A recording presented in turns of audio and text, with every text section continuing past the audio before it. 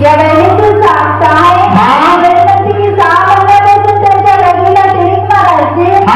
डोक्याचा त्रास जाणवायचा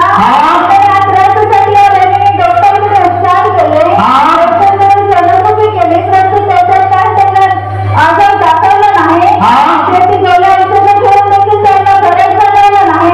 म्हणून या त्रासासाठी वैद्यांचे उपचार केले वैद्याकडे गेले तर वैद्याने त्यांना सल्ला दिला की तुम्हाला जागरण करावं लागेल आणि काळातले पेंजन घ्यावं लागतील वैद्याने काळातले पेंजन घेतले आणि जागरण देखील केलं परंतु त्याच्याने देखील त्यांना काहीच अनुभव घेतला नाही ते 1 महिन्याच्या अगोदर वैद्याने एक सोमवार इकडे केला नंतर बुधवारी भेटण्यासाठी आले आपली समस्या तुम्हाला सांगितली तुम्ही या बहिणीसाठी प्रार्थना केली प्रार्थनेच्या द्वारे त्या दिवशीचा बेस्ट झाला पहिली विनंती की 1 महिना उलटून गेलेला त्यांना अजिबात बहिणीला टिरीक मारली नाही जरा जाणवलं नाही ते पूर्णपणे बरे आहे किती महिने झाले तुम्हाला मूत खरं झाला होता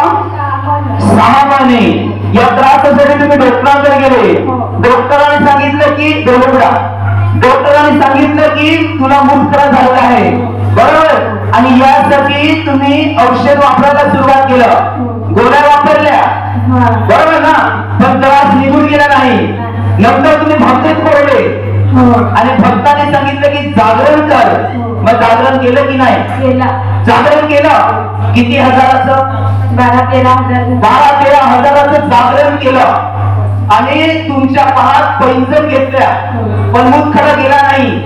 लघवीचा त्रास गेला नाही आणि तुम्ही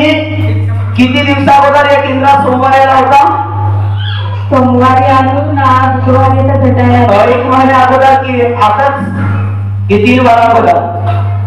4था सोमवार म्हणजे 3 वारा अगोदर तुम्ही इकडे सोमवारी आला होता आणि मी इकडे सांगितलं की भेटायला ज्यांना यायचं त्यांनी या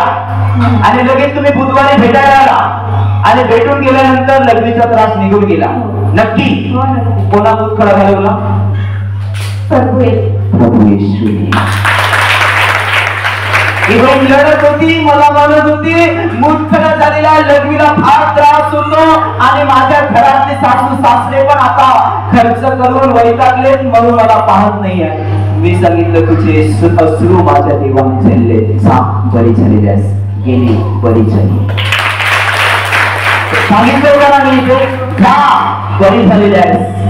काय बोललं माहिती आहे बुधवारी जा बरी झालेला आहेस तुझी साक्ष येईल पण चेक करून ये आणि साक्ष दे चेक करू आली मुतखडा प्रभूने वर गेला आणि गौरव केला कोणाकडे गेलं नक्की मी नाही ना कोणा प्रभू येशूने धन्यवाद देवा